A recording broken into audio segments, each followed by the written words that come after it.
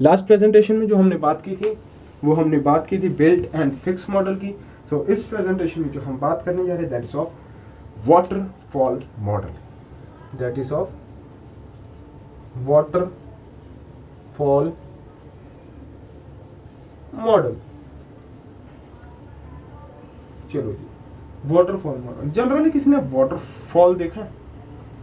अगर हमारे पास पहाड़ियां हैं, चलो पहाड़ियां लेके चलते हैं, ठीक है। अगर हमारे पास पहाड़ियां,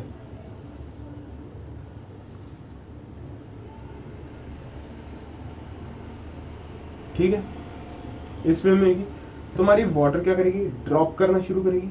लो जी, इस पहाड़ी से पानी इधर गिरा, इस पहाड़ी से पानी इधर गिरा, इस पहाड़ी से पानी इधर गिरा, इस पहाड़ी से पानी इधर गिरा। सो यही हमारा वाटरफॉल मॉडल है, इसलिए इसका नाम वाटरफॉल पड़ा है। इसके बारे में कुछ बताना शुरू करें। चलो इसके बारे में हम बताते हैं। सबसे पहली चीज, इसमें अलग अलग फेस है। पहला है रिक्वायरमेंट फेस, जिसके बारे में मैं सबसे पहले इससे पिछली वाली प्रेजेंटेशन में जब मैंने सॉफ्टवेयर मॉडल बताया था तो हर फेस के बारे में बताया था। रिक्वायरमेंट फेस क्या है? रिक्वायरमेंट फेस एक वो फेस है जिसमें हम अपने प्रोडक्ट की रिक्वायरमेंट पता करते हैं। It describe what of a system, not how. ये पता करता है कि सिस्टम को क्या चाहिए, कैसे चाहिए, क्यों चाहिए, कोई मतलब नहीं, क्या चाहिए सिर्फ वो मतलब रखता है, ठीक है।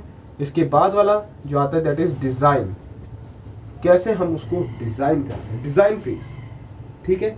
उसके बारे में जब हमें पता चल गया, हमारे पास रिक्वायरमेंट आ गई, तो हमने उसको डिजाइन करना शुरू किया, डिजाइन करना शुरू किया। Then implementation and unit testing, implementation करेंगे and unit testing. Unit testing में बताता हूं क्या है। डिजाइन करने के बाद हमने इम्प्लीमेंट किया। इम्प्लीमेंट का मतलब क्या है, कोड करना शुरू किया, हमने इम्प्लीमेंट करना शुरू किया, वी राइट द कोड, ठीक है। इसके बाद जब हमने कोड लिखा तो हमने एक पूरा इतना बड़ा प्रोग्राम तो नहीं बना दिया होगा, उस प्रोग्राम के छोटे छोटे पार्ट्स होंगे, अलग अलग फंक्शंस में बनाए होंगे, तो उनको हम टेस्ट करेंगे। तो let be this one module, ये सेकंड मॉड्यूल है, थर्ड मॉड्यूल है, फोर्थ मॉड्यूल, फिफ्थ मॉड्यूल है। तो अलग अलग यूनिट को हमने टेस्ट किया, अलग अलग मॉड्यूल को टेस्ट किया, दैट इज यूनिट टेस्टिंग, ठीक है।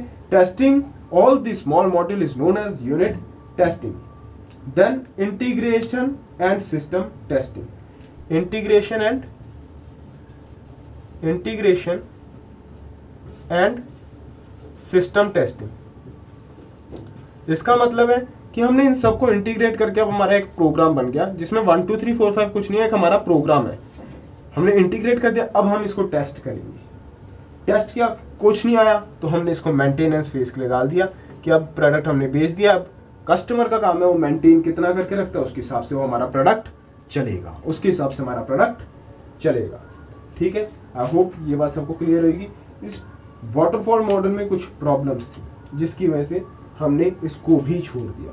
हमने कहा यार हमें तेरी भी जरूरत नहीं, क्योंकि तू भी बाकियों जैसा परदेसी निकला, कैसे उसकी हम बात करते हैं, ठीक है। तो प्रॉब्लम ऑफ वाटरफॉल मॉडल, कि वाटरफॉल मॉडल में क्या क्या प्रॉब्लम्स आई हम उसकी बात करते हैं, ठीक है जी।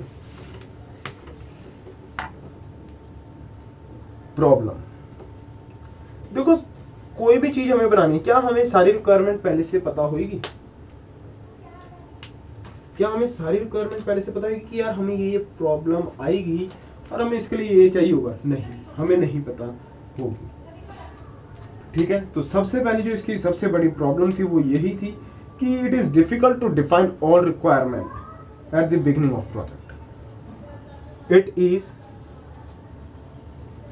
डिफिकल्ट to define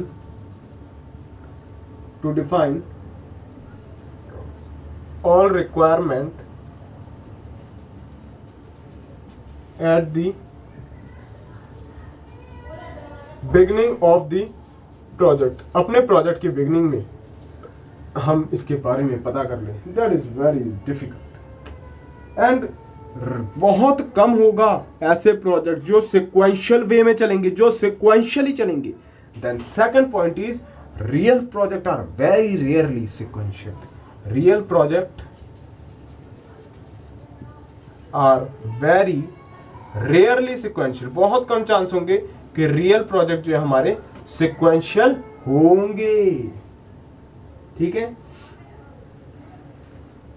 तो यही दो प्रॉब्लम अगर आप बता दोगे तो आई थिंक टीचर खुश, टीचर ने मार्क्स दे दिए।